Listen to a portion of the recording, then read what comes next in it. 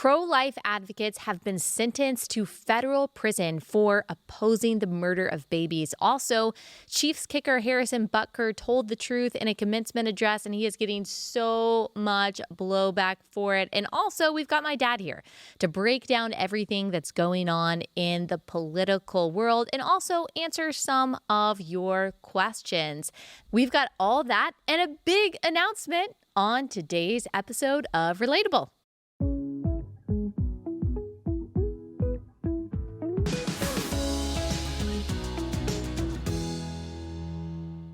Hey guys, welcome to Relatable. Happy Thursday. Hope everyone is having a wonderful week so far.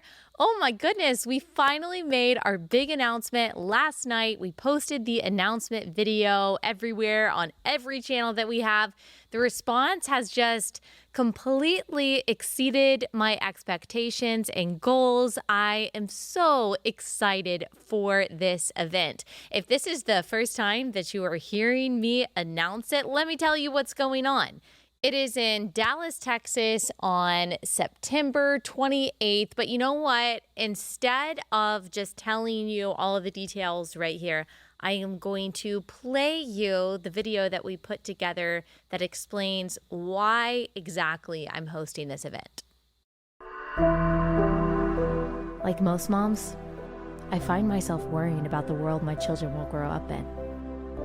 The America of my childhood was patriotic, hardworking, and family-focused. Yes, we had our challenges, but nothing like what we face today. There was no confusion over whether boys can become girls. We could visit the library and go to school without worrying about being force-fed politics or sexual themes. Our cities were safer and more vibrant. We were moving into a world in which people prioritized the content of someone's character over the color of their skin, their class, or their political affiliation. But we don't live in that world anymore. The age we occupy now is wrought with confusion and chaos. We face threats to security everywhere we look. War, lawlessness, depraved indoctrination, bloodthirst, division. And there are moments when we just want to go back. Back to the days of our childhood, when things were simpler, better. But there's no going back. There's only forward. We have no choice but to face the challenges of our day head on, and we can, because we serve a God who placed us here right now on purpose. God knew the exact obstacles you and I would face, and just as He has for every generation of Christians, He will equip us. Jesus has given us not a spirit of fear, but of power and courage. Courage to stand up against the enemy and to share the arrows with other Christians who serve as a refuge of clarity and courage in an age of chaos, cowardice, and confusion.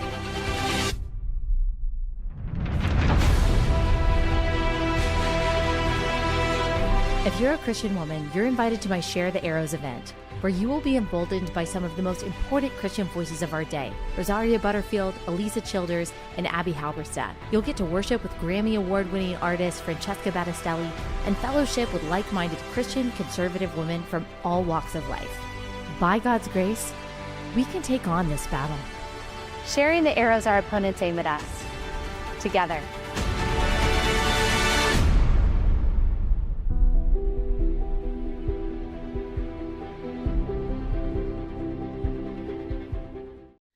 Okay, there it is. It is the Share the Arrows event. It is hosted, of course, by me, by Blaze TV. It is sponsored by Carly Jean Los Angeles. And gosh, I'm so excited for the speakers too.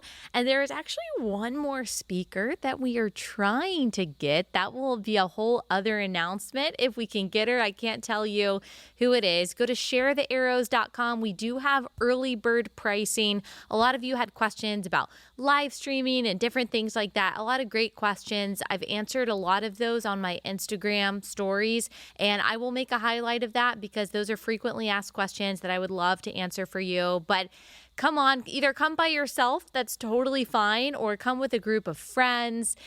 We tried to make it as easy as possible to get to. We have a lot of related gals, related pals in Dallas. And so we wanted it to be in a place that's really a hub for a lot of you. But I'm super, super excited about it. It is going to be amazing. So go ahead, snag that early bird pricing at sharethearrows.com. And just a warning, I'm going to be talking about this event a lot from now until September. I will try not to make you weary from talking about it, but I'm really just like so amped about it. This is the first ever event that I've hosted. And also, if you don't know, we say that term, share the arrows, a lot. And it just means that we're not going to allow a fellow believer to stand alone, and standing up against the progressive onslaught, the progressive assault that we are seeing on our culture, on our children.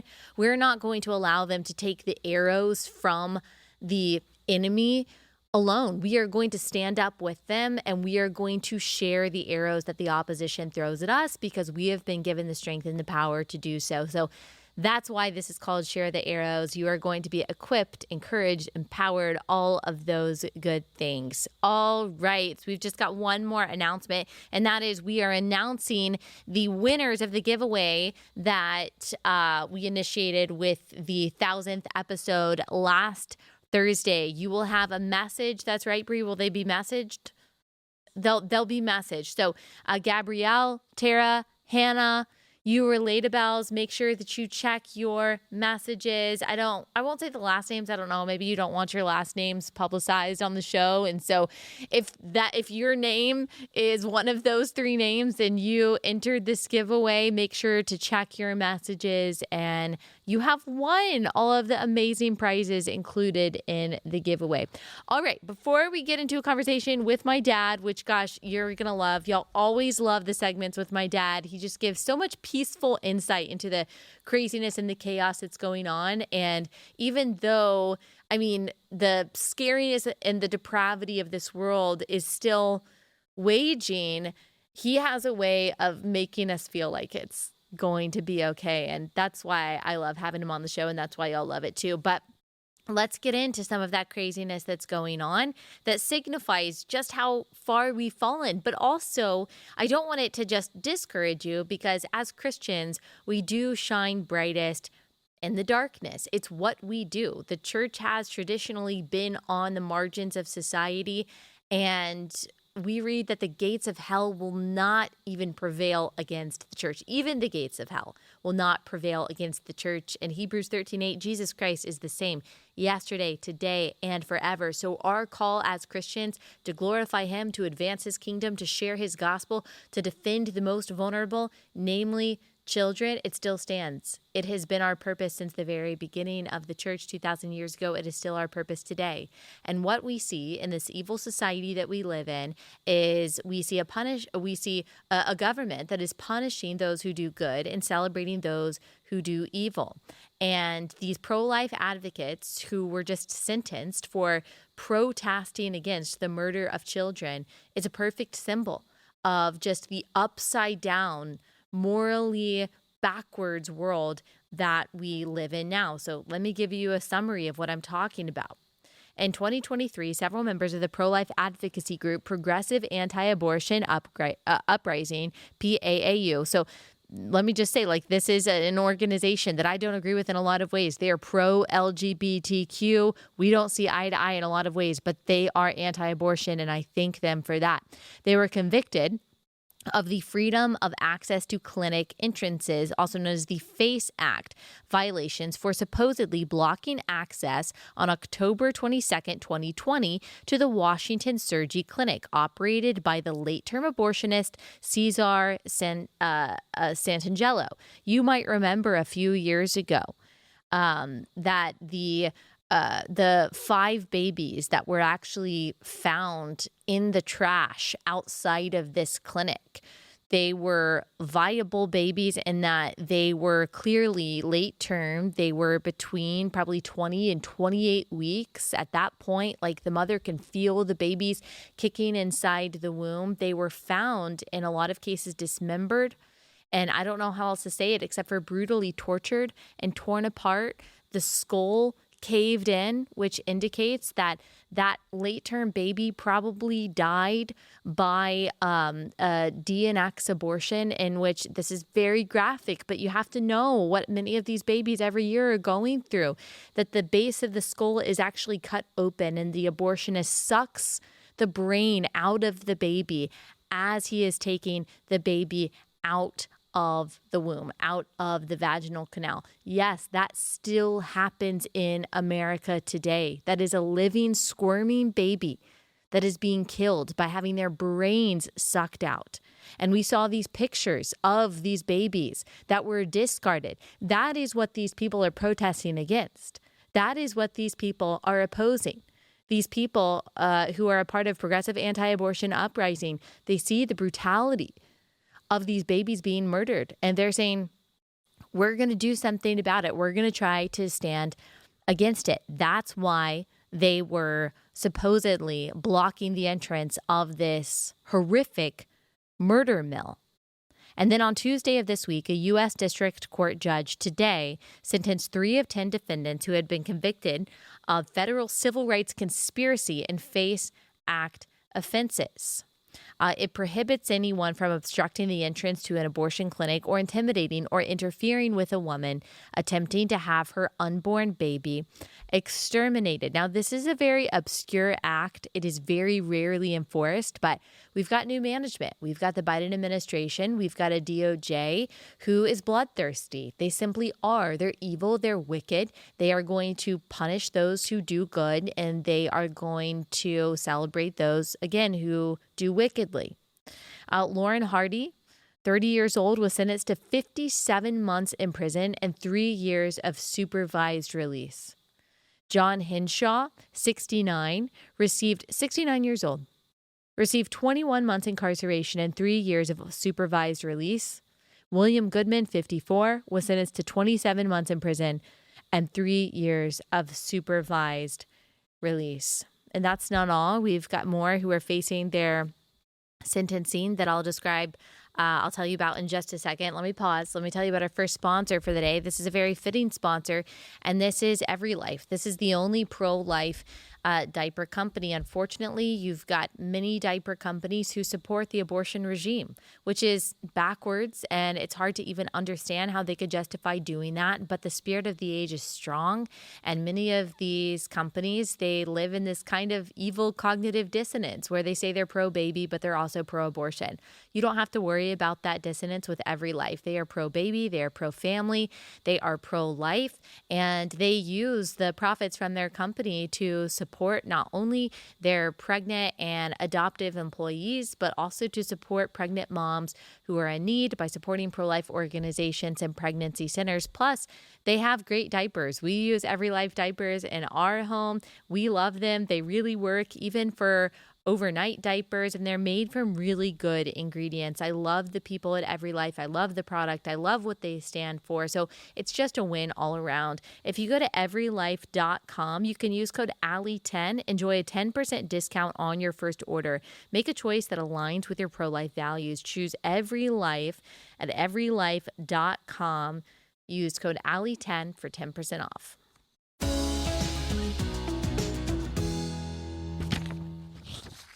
Then just yesterday, 4 additional defendants were sentenced for both federal civil rights conspiracy and FACE Act offenses. This is according to Christian Post. Herb Garrity. Now, we had Herb on our show. Now, at the time, I did not realize that Herb is actually a woman. And the only reason I point that out is because I use pronouns that correspond with someone's biological reality, because God made us in his image, male and female. It is wonderful to be a woman. It is wonderful to be a man. And I'm not going to lie, because God created Herb a woman, and that is a beautiful reality. And I don't want to deny that by calling her him, even though that is her preferred pronouns. So she is a pro-life atheist, and she is very brave. Again, she was on our show. We can put the description, or we can put the link to that show in this description. You can hear from her yourself. She was also sentenced to 27 months in federal prison. You talk to these people, you see these people, they are gentle people. They are kind. They are loving people. They are brave people. They're not these kind of violent left-wing activists that you see literally burning down cities and desecrating college campuses and federal property in these major Democrat-run cities. They're not. You can tell that they are on the right side of this. And I just remember from the conversation that I had with Herb that when she said, you know what, I can endure prison because these kids are enduring much worse than that.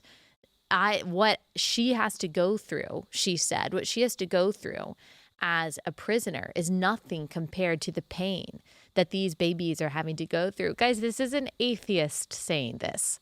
This is someone who doesn't believe in God.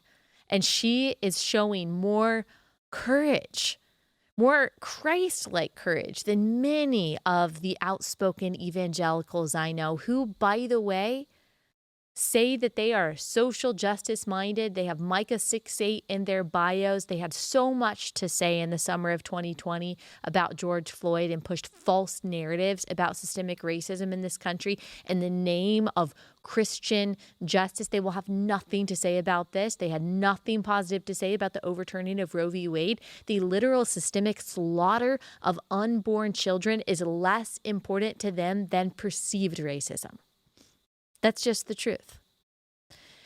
Joan Bell, 76 years old, received 27 months incarceration and 3 years of supervised release. Jonathan Darnell, 42, was sentenced to 34 months and 3 years of supervised release. Jean Marshall, 74 years old, was sentenced to 24 months and 3 years of supervised release. So we're talking about grandparents here.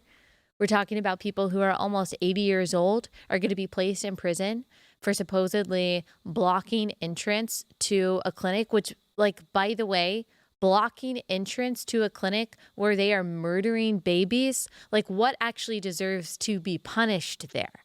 So Lauren Handy, one of the women who was sentenced, was one of those who found the remains of these poor babies. And of course, they publicized it and it turned into a story. It understandably caused a visceral reaction in a lot of people. Again, as we saw that they were performing clearly these de-enact abortions, which are actually illegal. It's illegal to suck the brain out of a baby in an abortion. Now, all abortions are brutal and evil and painful, but that particular type of abortion was actually supposed to be banned a long time ago. It used to be more common than it was, like with Leroy Carhart, but they banned it. However, it does seem to be happening at this clinic. And there was an undercover video that Live Action did all the way back in 2013 with this particular abortionist at this clinic, which led PAAU to believe that illegal activity was happening here, and they were hoping to hold this abortionist accountable. Here's SOT 2.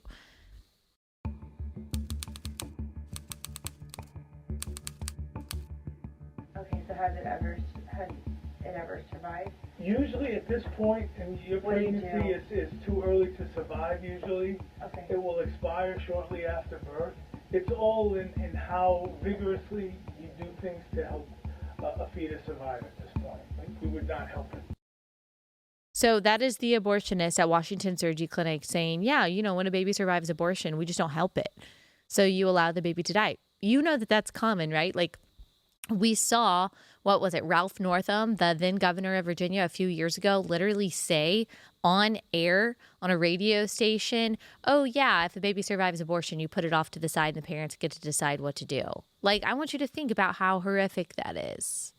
How horrific that is. Jill Stanak was a nurse who she's testified before Congress, and she said that when she was a nurse, she went into a utility closet, and there was a little baby, 22 weeks old, with Down syndrome who had been aborted, who had literally been placed in the utility closet at this clinic to die, but was still breathing in her arms. Those are just the stories we know. So you can't tell me that anything that this group did to protest or to oppose this evil, barbaric practice is too much or deserves to be punished by the state. And so that's where we are. That's where we are as a country. There's no justice for the DC-5, those 5 little babies who were brutally murdered by this evil abortionist.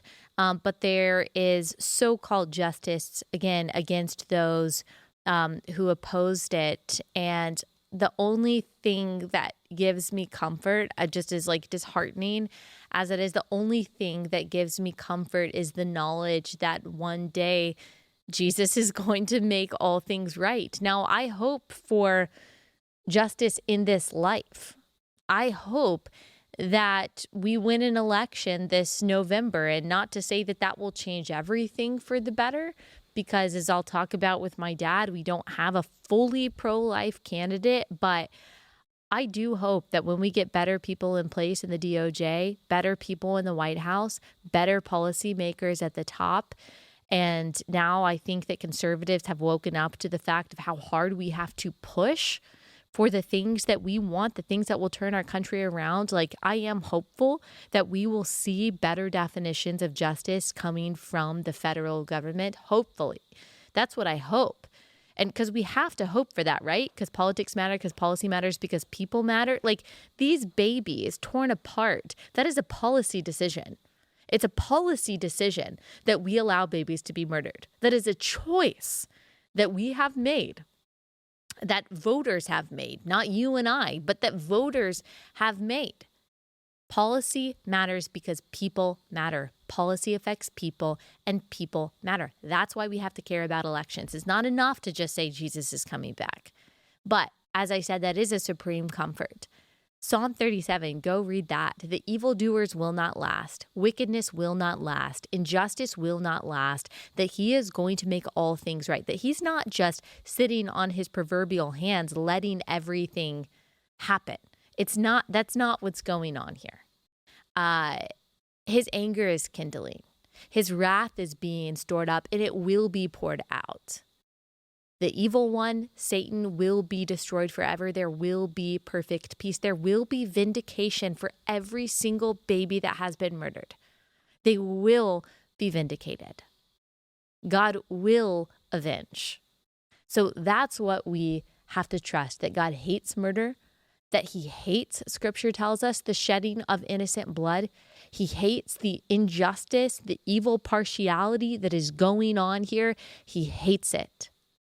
And shame on every single social justice activist, so-called Christian, who stands up against every single example of perceived discrimination or perceived injustice or perceived racism, and not against this.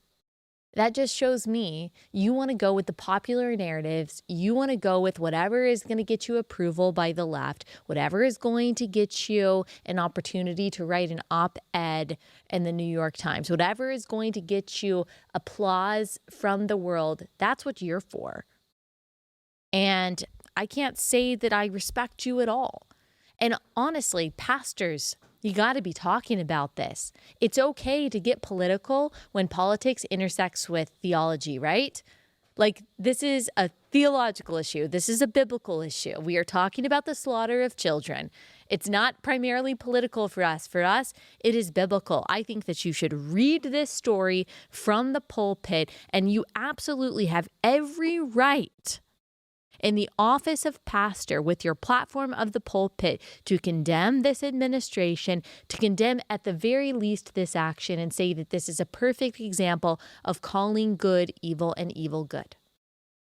And I just pray for regeneration and revival and a reawakening in this country. I really do. I pray for God's mercy in that way. And again, I just pray for the courage of Christians, that this would embolden us. I know that what the administration desires to do through this is to actually scare us, is to say, see, if you stand up against murder, we'll come after you too. We'll take everything away from you too. But we can't allow it to have that effect. We actually have to allow it to embolden us, because these people, even some of them who don't believe in God, they counted the cost, and they decided that it was worth it, standing up for these babies. And one thing that I just want to say too is that, and I should have said this probably at the beginning, but these people who have been arrested, they were nonviolent. Okay, this was a nonviolent sit-in. This is according to Lila Rose, who has been reporting on this story closely.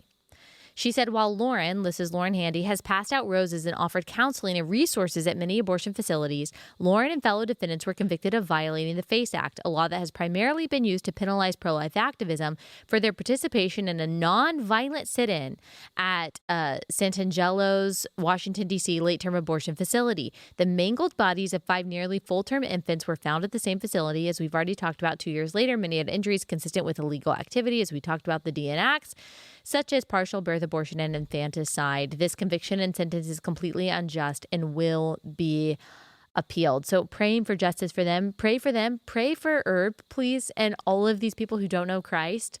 Pray for them that he would soften their hearts, that they would come to know the Lord.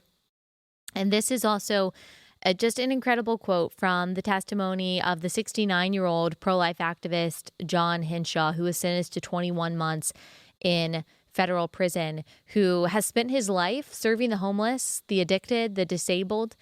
He said this. Oh, this makes me want to cry. He said, "My wife knows that she carries our children from their beginning through eternity, but she knows that I cannot share the same bond because I am a man. There's a special maternal bond between child and mother. My granddaughter was born at 32 weeks gestation." He then goes on to say, "How is it that my granddaughter is a treasure and the others are trash? There is a reason why today's gospel reading is to lay down one's life for his friends. This is not a coincidence. I am sorry that I have failed in my vocation as a father to protect children. I am sorry to this court that it has failed in its vocation to protect its nation's children." So he is just saying, I wish I could have done more. The bravery and the courage and the love of these people, just pray for them and pray for justice and pray for justice. All right, let me read my next sponsor for the day.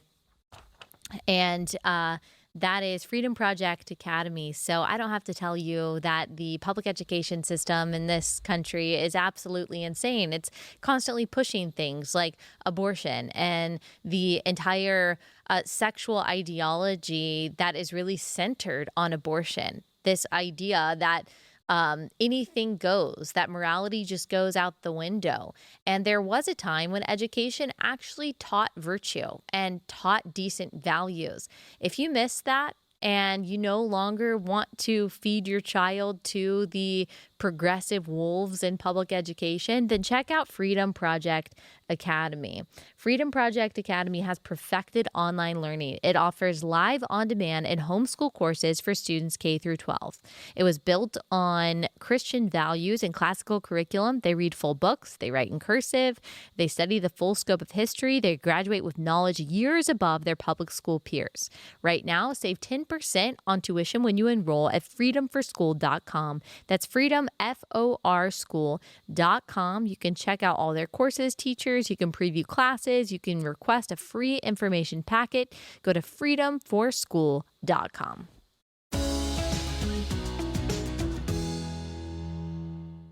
All right, we don't have time to get into the whole next story that I wanted to discuss, and that is the kicker for the Chiefs, Harrison Butker. He gave a graduation speech at Benedictine College over the weekend. He is getting absolutely reamed for it because he is calling out Joe Biden, for example, for not living up to Catholic doctrines on things like abortion. Here's SOT 3.5. Our own nation is led by a man who publicly and proudly proclaims his Catholic faith, but at the same time is delusional enough to make the sign of the cross during a pro-abortion rally. He has been so vocal in his support for the murder of innocent babies that I'm sure to many people it appears that you can be both Catholic and pro-choice. He is not alone. From the man behind the COVID lockdowns to the people pushing dangerous gender ideologies onto the youth of America, they all have a glaring thing in common. They are Catholic. This is an important reminder that being Catholic alone doesn't cut it. But if we are going to be men and women for this time in history, we need to stop pretending that the Church of Nice is a winning proposition. Wow, wow, wow. I mean, a lot of good things said there. Obviously, I'm not Catholic, but I appreciate how he is describing the discrepancy between what some Catholics do, especially in the highest levels of government, and what the Catholic Church actually teaches. Obviously, as a Protestant, there are many people on my side who call themselves Christians, and yet they are pro-choice. Now, what's interesting is that even though the Catholic Church itself has been solid on this, according to Pew Research, only 42% of Catholics believe that abortion should be illegal in most or all cases versus 55% of Protestants. Now, I believe both of those numbers are too low, but I appreciate that Butker, as a Catholic himself, is saying, oh, there's a problem that is going on here. He also included a call to masculinity. He said, as men, we set the tone of the culture. When that is absent, disorder, dysfunction, and chaos set in. This absence of men in the home is what plays a large role in the violence that we see all around the nation. He is right about that. Then he addresses women, you, the women who have had the most diabolical lies told to you. How many of you are sitting here about to cross this stage and thinking about all the promotions and titles you're going to get in your career? But he talks about the importance and the beauty of motherhood. Well, people are very, very upset about this. On Monday, May 13th, the petition was created on change.org demanding that the Kansas City Chiefs dismiss Harrison Butker for discriminatory remarks. Dumb. The petition had 97,448 signatures as of earlier. Apparently, it was homophobic, anti-trans, anti-abortion, and racist. Ugh. You don't have to keep selling me on it. I was already for this speech. You don't have to keep trying to convince me. I already liked it. He says, the petition goes on to say that we demand accountability from our sports figures who should be role models, promoting respect for all people. He didn't say anything disrespectful. I mean, maybe he did. He disrespected your ideology, but I loved it because what he said was true. Besides the one prominent petition on change.org calling for the Chiefs to dismiss Butker, there are 9 petitions that have been created to support him. That is good. I also saw some people for example, like Barstool Sports calling out some of the other athletes who are supporting him and are cheering him on. That's because they are all silly, silly people who have not thought through anything of consequence at all. Even if I like some of their sports and funny commentary, like most people in this world just go for the easiest thing, what is most popular. And this is an example of someone who has chosen not to do that. He did not have to stand up here and say all of this. He knew that there would be backlash. He knew that he's making a sacrifice. He knew that it's unpopular. He knew that there would be people calling for the end of his career, threatening him. He knew that. And yet he has continued to make these unpopular remarks in the name of truth, and good for him. Good for him. We need more men, more dads willing to stand up and do the same thing. So kudos to him. I'm very, very thankful for that. I'm also thankful to have a dad myself who embodied and who symbolizes, I think, a lot of just what is needed in this world today when it comes to strong dads and strong leaders and men. I am married also to Chief Relatable, who embodies all of this so well, and I'm so thankful for that. I know all of you are very thankful for the strong men in your life who, like Harrison Butker, are willing to stand up in a variety of different ways in all their different spheres and do and say the right thing. Today, we do have my dad on, and he is here to explain and break down so much of what is going on. So without further ado, here he is.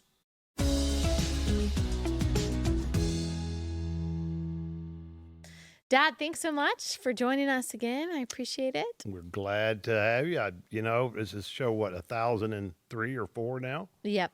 1,003 or 4. I actually don't know which one either, but 1,004. 1,004. Good. Well, congratulations, by the way. Thank you. Thank you very much. Awesome. I'm not surprised that you had 1,000 things to talk about. At least. I know, but I am very, very proud of you. Thank you so much. Okay, people love my segments with my dad. Actually, in the 1,000th episode, one of the voicemails we played was from a Relatable who was like, as a girl dad, I love seeing y'all's relationship. So that's always sweet. But we're talking about politics today. Yep. Let's first talk about the polling that we've seen. According to the New York Times, they were probably very sad to report this. Trump is leading in 5 key states right now. Nearly 70% of voters say that the country's political and economic systems need major changes or even need to be torn down entirely. Mr. Trump and Mr. Biden are essentially tied among 18 to 29-year-olds and Hispanic voters, even though each group gave Mr. Biden more than 60% of their vote in 2020. Now, Trump does have some vulnerabilities, even though in Arizona, Georgia, Michigan, Nevada, Pennsylvania, Wisconsin, he is winning. For example, these vulnerabilities are 64% of voters in battleground states said that abortion should be always or mostly legal, including 44% of Mr. Trump's own supporters. 13% of the voters who say they voted for Mr. Biden last time do not plan to do so, or they don't plan to do so again. It's because of the war in Israel and Palestine. So lots of information there. What do you make of it? Well, again, it's kind of like I've said before. I see these, and this is not it's not a national election. I have to remind people that it's a 50-state election.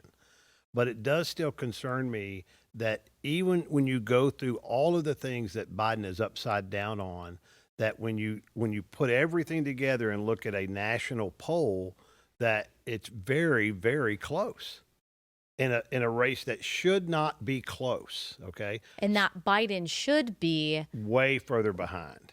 He should be way further behind, do you think, no, just because of the state of the economy? Yeah, just because of if you look at individual policies like immigration, the economy, those types of things, Trump is way ahead of him on those issues. Okay. Got it. Yeah. And so if those issues are important to Americans, which I think they are, all right, then he should be further ahead. But the reason he's not is because in spite of those issues, there are people that would agree with him on the issues, but don't like him personally for whatever reason, whether it's their own personal knowledge or just what they've heard through the media, that they're still willing to hold their nose essentially and vote for Biden.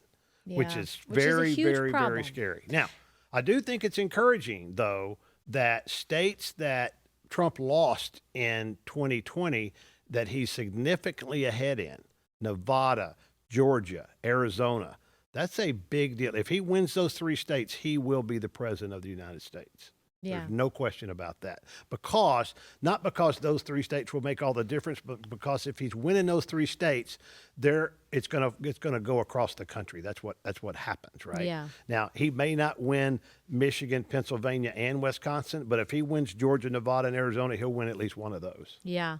It's only Wisconsin. That's the only swing state where Biden is ahead right now. Which doesn't really make any sense because those are really pretty conservative people. Yeah. I mean, I've had friends there. I've been up there multiple times. Those are pretty red, white, and blue Americans. Your brother and I went to the Ryder Cup there a couple years ago, and it was incredible. Yeah. It was just so it's a weird scenario. Now, the abortion thing, I do want to touch on that just a second, because I do believe that it's a true statement that most people in America would say that abortion up to some point in time should be legal. Okay. I disagree with that. You disagree with that. But I do believe, because that's just the way it makes people feel comfortable that they're kind of balancing it out a little bit. Right now, when you narrowed it down and you got all the facts in front of them as to what time that should be, I don't think there's any agreement on that whatsoever. Yeah. And so that question that was in that poll you just talked about,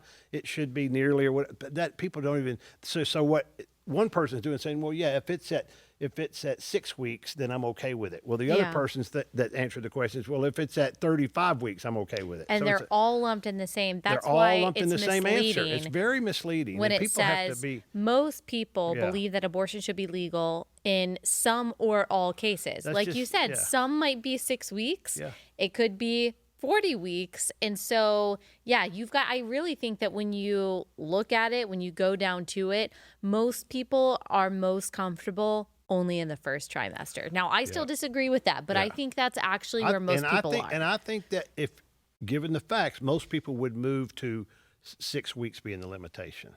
Right. the heartbeat. I really do believe the heartbeat Right. does make a difference to people. And before that, they might be easier to justify it. You and I don't agree with that at all. But so that question is very misleading. Yeah. All right. But I do think the Democrats will try to make hay on that.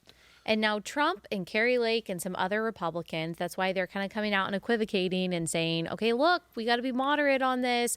16 weeks, he's even saying, for a federal ban, which is way, way, way too late for me. Of course, I think it's all wrong. But that's the stance that he's trying to take right now, because he understands this is a hot button issue that, according to the New York Times, even 44% of people who vote for Trump, they don't want it to be completely banned. So he's trying to reach those people. I would rather, maybe this is too idealistic for me, I would rather us simply do a better job as Republicans making our case. I mean, Democrats are not afraid, and we'll get into this in a second with RFK, they're not afraid to say, no, I think it should all be legal. Right. And yet on the other side, there's no Republican almost who's willing to say, well, I think it should all be illegal. Right. And so I just wish that we would do a better job of saying, no, you're the extremist for believing in baby murder, not me. I think that's right. I think what they have to turn the discussion away from women's rights to genocide, right? In a probably not using that term, but you understand what I mean. I mean, we care. I mean, as you know, we care more about puppies than we do about unborn babies. And I also believe in that poll that some people would say that I'm against all abortion other than rape and incest. Okay, and so they're included in the group that says I still believe in some of it. So, right. so it's very misleading, and your listeners should not be disheartened if they have the same positions that you and I have. That's the position to have. Don't think that you're way out of the mainstream, because I don't really think that you're that far out of the mainstream at all. I think it's getting closer to us than it is to them. And even if you are outside of the mainstream or you're swimming upstream, that is an okay place to be, because most people haven't really thought through most of these issues fully. And those of us who really have and have really considered it from a biblical perspective, we will always be different than most of the world, and that's okay. The fact of the matter is, though, is that Trump is the most pro-life candidate that we've got. His actions have proven that. His words aren't as good, but his actions of who he's nominated and the policies that he has, there's no question. As soon as he's elected, I promise you, in my opinion, that he'll take all the stuff that the military's been doing relating to that. I think all that'll be gone. Yeah. Day one. And, you know, I think most people have probably seen Biden is the most extreme because he believes, and through all 9 months, subsidized by the taxpayer for any reason without any apology. And then RFK is kind of a middle ground on that. Yeah. Because at one point he did say, I think it was almost a year ago now, oh, I believe that it should be restricted after the first 3 months, which is probably what he really believes. But his campaign manager after that said, oh, no, he misspoke. He doesn't really believe that. So now he's going on a media tour saying, yeah, I actually think that it should be legal always. Here's SOT 3. There's no woman who who gets pregnant, carries that baby for 8 months, and then decides to have an abortion for some frivolous reason. They're in that kind of case, and nobody in their right mind would do that. In those kind of cases, there's some kind of those very, very rare cases where that happens. There's always some kind of extenuating circumstances that I don't feel prepared to turn that over to the government. So that's his case for making even late-term abortion legal, even though it happens at least 10,000 times a year for a variety of reasons. Before I'll get your comments, let's go ahead and play SOT 5, where he's saying this again. So in other words, keeping it as is, with Roe versus Wade having been overturned, and leaving it up to the states to determine if and when a woman can have an abortion? No, I wouldn't leave it to the states. You wouldn't, right. No, I would.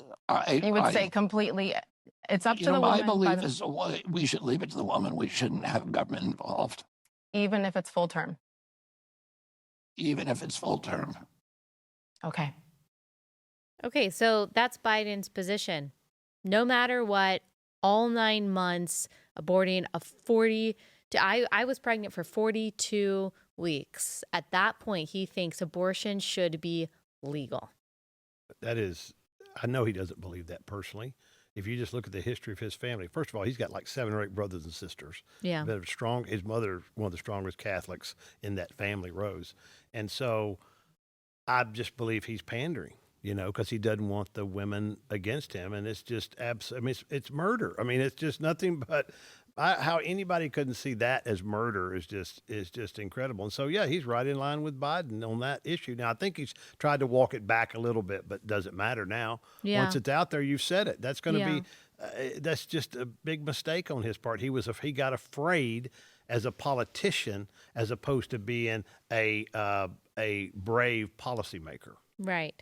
What do you think RFK's play is? Because I thought at one point that he was trying to appeal more to the conservative moms who just really don't like the vaccine, the COVID vaccine and the COVID policy. He seemed like the kind of guy who didn't care what the polls said. He was just going to do what he believed, do what's right.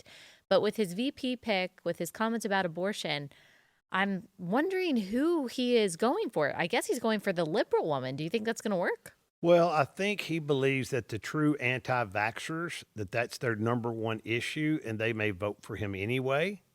Okay, because they're probably more libertarian than they are conservative. All right, and then he's got to fill up the rest, which is actually for those of us that want the Republican to win. That's actually good for us because he's going to fill up the rest with progressives, right?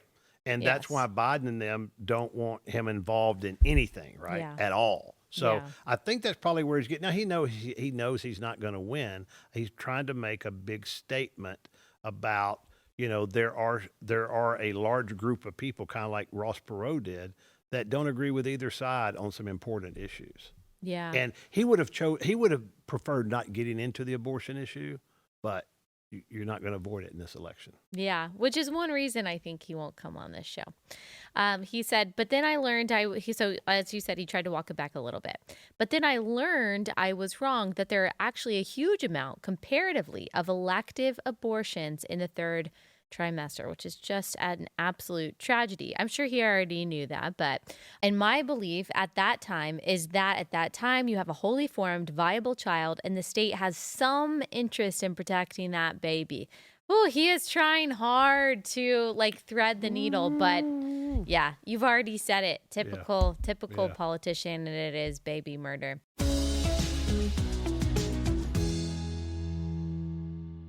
All right, quick pause to tell you about our next sponsor. That's Patriot Mobile. Patriot Mobile is America's only Christian conservative wireless provider. This is yet another way to send your dollars to a company that actually aligns with our values rather than a company that's actively working to undermine our values. You get dependable nationwide coverage. It gives you the ability to access all 3 major networks without funding the left. They have a 100% U.S.-based customer service team that makes switching really easy. If you go to patriotmobile.com/Allie, you get free activation when you switch and use offer code Allie. That's patriotmobile.com/Allie.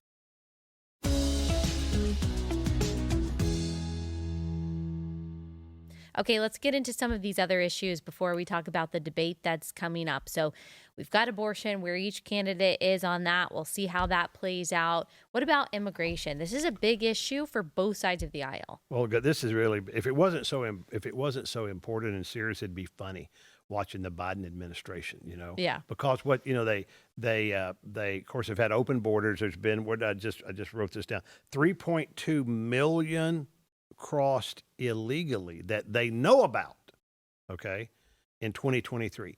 3.2 million, all right? And that's all under Biden's policies, no question about it. And that's just through the ones that they could, that went through the Border Patrol, supposedly. And so what they're trying to do now is that, we're going to do an executive order so that we can send people back quicker that obviously don't qualify for asylum. Well, they don't need an executive order to do that. They could they could do all of that, and they could do the remain in Mexico, and then they come through as their asylum date comes up. That's how. And they that's how overturned or they reversed the Title 42, remain in yeah. Mexico they did. policy, yeah, right? They absolutely did. And then they said, well, we had this bipartisan bill, which is how Republicans get suckered in sometimes, because you got one or two Republicans that voted for it and probably had really, really good intentions. I believe James Langford is a good person and trying to come to a good answer to something. And now all they're doing is using that as a political stunt against the Republicans, because that bill itself even said we're going to let 5,000. We're not going to do anything until 5,000 people a day come in, and that's again, those are the 5,000 that come through that they see. Yeah, not the 5,000 or 20,000 they don't see. So I want people to understand that the Biden administration doesn't want to do anything about this. In fact, if they really did, H.R. 2 passed the House, and that is a much more restrictive, close the border first and then revamp our laws on how we allow people to come in for work visas and things like that. H.R. 2 is sitting on Senator Schumer's bill on his desk, and he will not bring it up. Yeah. Okay. He will not bring it up. So don't say that the Republicans aren't interested in doing something about it. But I still think when I talk to people that are running for office, no matter where they are in the country, Allie, the number one issue is immigration. It doesn't matter what state they're in, which is really kind of interesting. It's not just the border states. Yeah. It's everywhere. So that's the Republican issue, that and the economy that they have to run on. I mean, what is the solution though? Because like I find myself getting more, I don't know, intense on immigration than I was a few years ago. When Trump started talking about the wall, I was kind of one of those people that was like, is that the right approach? I could see how some of his rhetoric is a little harsh. Maybe the wall isn't exactly right. And I'm like, now do whatever you have to do. Deport them all. I don't care. Yeah. One crime committed by an illegal alien is one crime too many. All crimes committed by illegal immigrants are preventable crimes, unlike crimes committed by citizens.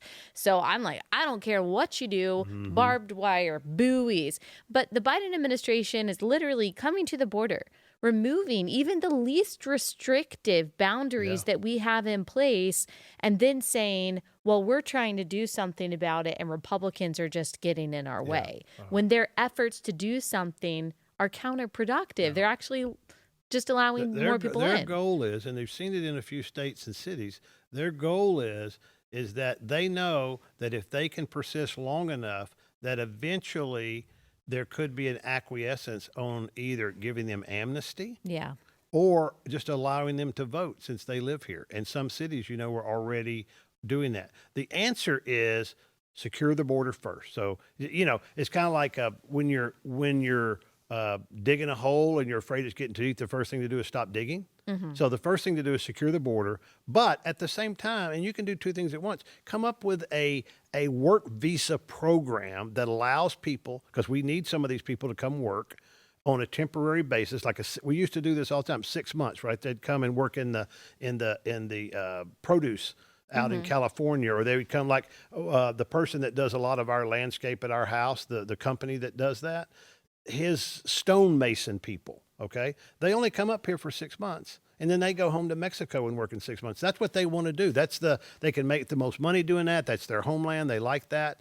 And then also have a path to be here legally from a long-term standpoint that it's not so complicated. It shouldn't take 16, 17 years to do that if you meet the qualifications that we put in place. So, but you can do both of it. But the first thing is always secure the border. Stop digging.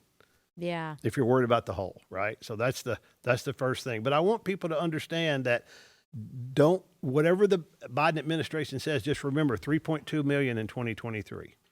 My gosh. It's crazy. Okay, let's move on to the economy, because this is another one that both sides of the aisle, they care about a lot and they're feeling it. Well, I wish you had the clip where Biden says that when he took over, he was at 9% inflation, that Trump left him with 9% annualized inflation, when even his own White House has said, no, that wasn't, he misspoke on that when people misunderstood. It was 1.4% when Biden took office, okay? The most recent inflation number is 1.4%. Now, it was going to go up because people coming out of COVID, I get all of that. However, just a couple of things that people I'm sure are feeling already. I know that we feel it. We go to the store, and I'm sure you guys do too, is that, like, for example, a dozen eggs in 2020, $1.51, right now, average $3. Doubled the price, doubled. Bread, okay, buying a loaf of bread, that's up 36%. The cost of bread. Cost of gasoline up 50%. Mortgage, a home mortgage, usually the largest purchase anybody in America makes, the mortgage rates are up 250%. They were 2.6% when Trump left office. Now they're average 6.4% mortgage. Wow. So do an inflation or economics for dummies. What causes inflation? How is Biden affecting inflation? Because that's what I hear from the Democrat side. Well, it has nothing to do with Biden and his policies. Oh, yeah. It's all the money. When you dump more money into a society, which remember and Trump started some of this, there's no question about that, but then he quit it and Biden kept putting more money into the economy, right?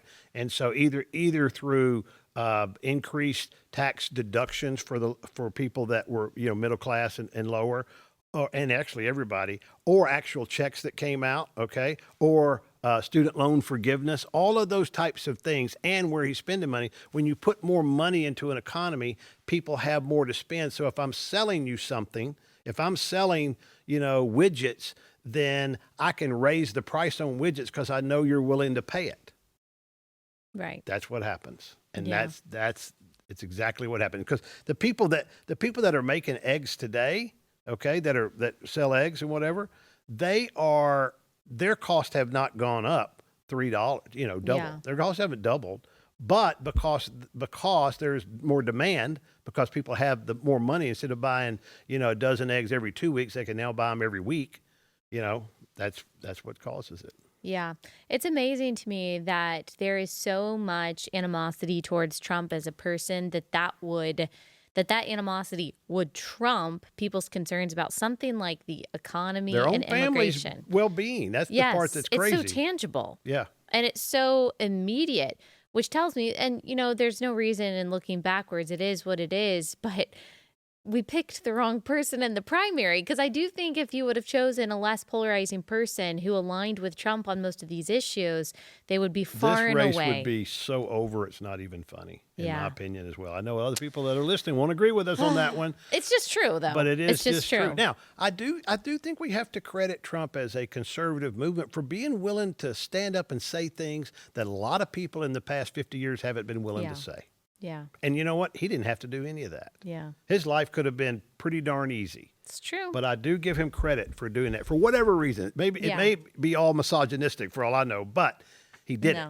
Right? I don't think so. I mean, especially about immigration. He started a new conversation about immigration that wasn't being had, and I do appreciate that about him. Legal issues. There's a lot going on this week for him. Can you tell us a little bit about that? Well, the prosecution's going to probably wrap up their case in the next few days. They had the big Stormy Daniels interview and Michael Cohen, and not I say interview. They had to put them on the stand, and that's probably the strongest point that the other people made. But the problem is, here's the problem the prosecution has, is that the facts are pretty true. Stormy Daniels got money, right?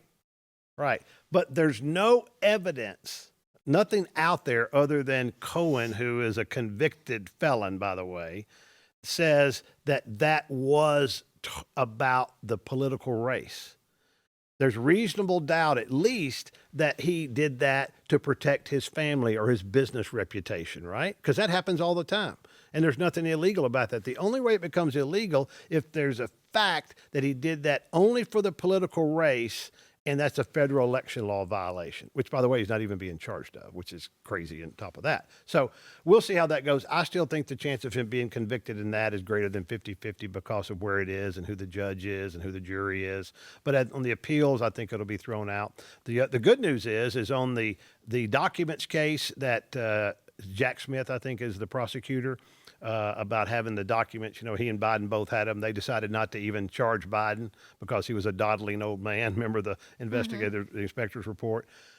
That's not. I don't think that's going to come up before the election. If not, it'll be way late. And the one in Georgia has turned out to be a disaster for the prosecution, and they've kind of delayed that one as well. So I think the one in New York is the main one that that the media will hold on to for a while. Do you think that's going to have any effect on how people vote? I don't. I think 100% of the people know how they're going to vote already. On that issue. Yep, I think so too.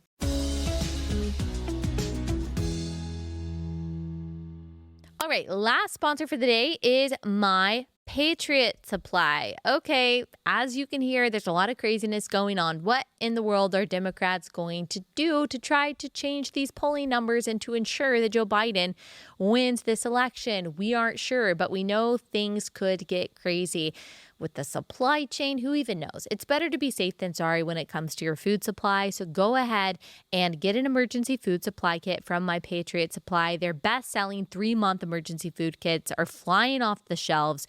Right now, you can get $200 off each emergency food kit with preparewithallie.com. Free shipping included. These food kits are good for 24 or 25 years. I almost said 24 hours. That'd be bad. 25 years in storage. So it's just better to have them. Go to preparewithallie.com.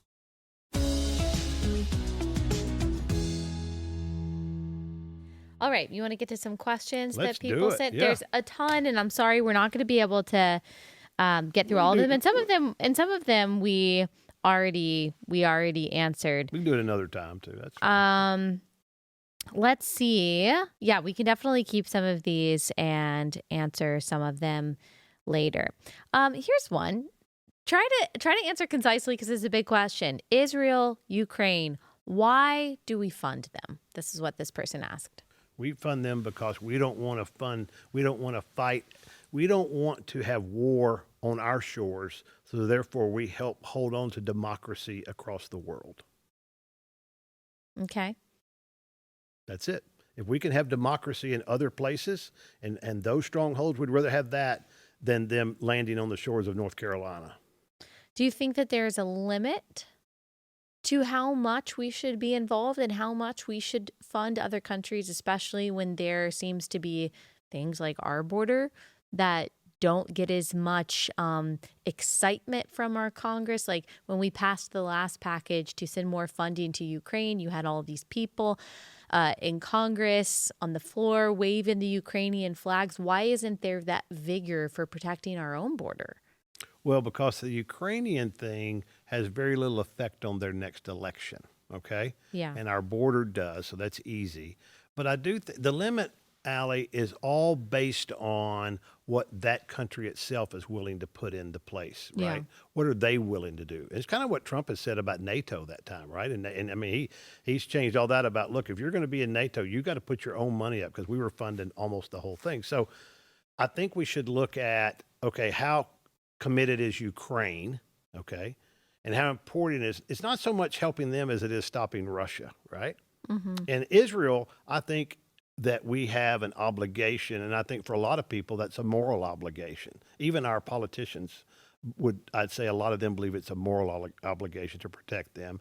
And they are the only democracy in the Middle East, real democracy. Mm-hmm.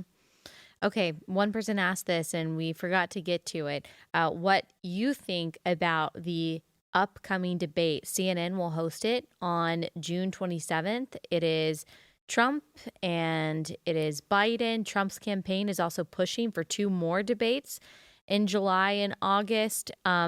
Here is our commander-in-chief, Biden, challenging Trump. This is SOT 6. Donald Trump lost 2 debates to me in 2020. And since then, he hadn't shown up for debate. Now he's acting like he wants to debate me again. Well, make my day, pal. I'll even do it twice. So let's pick the dates, Donald. I hear you're free on Wednesdays. Well, first of all, I do like the sarcasm. It's pretty funny. It is pretty funny. But he lies in there multiple times. Donald Trump didn't lose 2 debates to him. Now, I do think in the first debate, Donald Trump overstepped when he shouldn't have. I think so too. But that made him look really bad. But in the second debate, he was very strong. Also, tried to avoid debating Donald Trump. So to say that he hadn't shown up, I'm not sure what he's talking about. He hasn't avoided debating Biden. Biden. Yeah. But I don't, I'll still be surprised if Biden shows up. Oh, me too. I really will. Now, who knows how many uppers they they're put gonna a have to put him bunch of restrictions on this whole thing, which could blow it up, right? Oh, right. See, they want the Trump people to blow it up.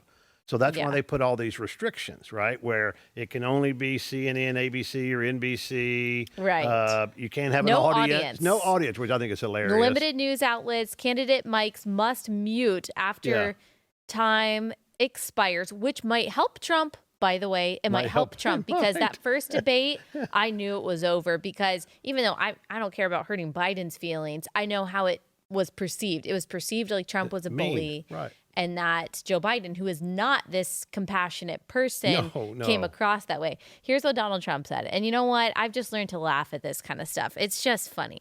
Crooked Joe Biden is, because remember it was crooked Hillary, now it's crooked Joe Biden, which is fair, is the worst debater I've ever faced. He can't put two sentences together. Crooked is also, just crooked, is also the worst president in the history of the United States by far. That's probably true. It's time for a debate so that he can explain to the American people his highly destructive open border policy, new and ridiculous EV mandates, that's the electric vehicle mandates, the allowance of crushing inflation, high taxes, and his really weak foreign policy, which is allowing the world to quote unquote catch on fire. I am ready and willing to debate Crooked Joe at the two proposed times in June and September. I would strongly recommend more than two debates and for excitement purposes, a very large venue, although Biden is supposedly afraid of crowds. That's only because he doesn't get them. Just tell me when, I'll be there. Quote unquote, let's get ready to rumble. I think you should have it in Yankee Stadium in one of those boxing ring things, right? Let's do it. Yeah. Oh, man. It will probably be the most watched debate. I'm excited for it. I'm pumped. It will be interesting. Now, if I'm Trump's people, I don't take everything they put in there as those criteria. I'm going to fight back on that. Yeah. Right? I'm going to get whatever it is that's important to him to get back on that. So. Yeah. Okay. Well, switching gears a little bit. Let's do one political one and one non-political one. How do you hold faith, this person asks, in our country when it feels like all the candidates are a joke? Well, you have to have faith that in Daniel 2:21 and 22, where it says that God sets up the kings when they're up and when they're down. And when I remember when I was running for political office my first time, my friend Scott Turner and I, when we would meet for breakfast, that would be our verse that we would remind each other of, that we do the work, but at the end of the day, it's God. And so God has used many, many, many non-believers in him for his good and for the good of his people. And he's also had many people that supposedly believed in him that failed him. And so just God is in control, and it's our obligation to stay engaged, though. We cannot lose so much hope that we refuse to engage. That's what Satan always wants. Remember, in Screw Tape Letters, he didn't really want them to commit a bunch of sins. He just didn't want them to do anything. Right. And that's where Satan lives. What do you think are some different challenges this is another question, that parents face today that you and mom didn't face, and what do you think about that? Scary, because I have kids and grandkids, obviously, but I do think that we face things that our parents didn't face. So every generation is like that, all right? The answer to that is always making sure that you're grounded in your faith, because the biblical truths have stayed the same. It's the same yesterday, today, and tomorrow. Now, how they relate to how you can relate that to what you're going through, like social media or whatever it is with your child, or then you have to be able to, dig deep, and there will be theologians that can, like what you're doing here, Allie, a lot of days, is helping people understand how that relates to today. And so what I do in my world, and what like people in my generation that have kids and grandkids that are going through this, first of all, the first thing we do is have to get on our knees, because there's a limited amount that we can do temporally here on earth. We have to make sure that, we help our children raise their children up in the way that they should go by providing that, assistance when we can and examples when we can. And, whether it's for your girls or Justin's boys, the grandparents still have a big role in that, right? They have I say a big role, an important role, put it that way, an important role in that. Yeah. And so I think it's all about making sure that you believe that the Bible is the same yesterday, today, and tomorrow. Yeah. We'll do this last question, and I'll ask it because I got two of basically the same questions from two different people back to back. Both of these women said that they grew up with an absent dad, but they want their life, how they parent, to be different, but they don't really have a good example. That's actually something that you talk about some in your book. Yeah. It wasn't the exact same situation for you, but you have some empathy for that, for people who find themselves in that position. So what would you say to them? So these are these are ladies that grew up without a dad at home, right? Yes. But now they're married With kids. and so they're really not totally sure how even their husband should be because they didn't have that example, right? Yeah. That's kind of what you're saying. Well, I think what you have to do is, assuming that their husbands are godly people, okay, that you have to believe that God will shape and mold that person, okay, because you can't be your husband's father, right? But I also believe that Your kid's father. Your kid's father, right? You have to realize that you're the mom, okay? Even though your mom was the mom and the dad, you're the mom. You're not the dad, okay? And so don't try to be the dad. You just be the mom. And then you just pray and allow God to work for the dad. But what you should expect is what the Bible says. You should expect your husband not to provoke your children. You should expect your husband to yes, discipline, okay? And y'all should talk about that and agree on that. And then you should encourage your kids, okay, to make sure that they are respecting their father and that they're utilizing, as they grow older, some wisdom and experience that he might have, right? And something that she never knew to experience. I had similar challenges, okay? What I finally had to realize is that for me and for these ladies, the Father in heaven has told us that he cares more about us than anybody here on earth could. So I had to start addressing him in my prayers when I would write them down as Father. And that was important to me. And that's a beautiful thing about God, is that he does say that he is the father to the fatherless. And that is just a beautiful... But I feel for them because it's hard. Yes, it's hard. It is. It is. But God does offer that redemption, and I'm thankful for that. So thank you so much, as always, for your political insight. Enjoyed and I know you didn't ask me to talk about this, but he does talk about his life and growing up, but then also his adulthood and his journey in the business world in his book, Life Lessons from the Little Red Wagon. And we can put a link in the description of this episode if you want to check that out. It's really, really good. And just encouraging for all the related bros out there. Like, this could be a really good Father's Day gift too. It's just encouraging to hear someone's story, the challenge, the obstacles. I think it's easy to see someone else's life and think, oh, everything went fine for them. It was a straight line from A to B. No one's story is really like that. And so I encourage you to check that out. And again, we'll link it. Thanks so much, Dad. Thank you, Allie. Great job. Okay.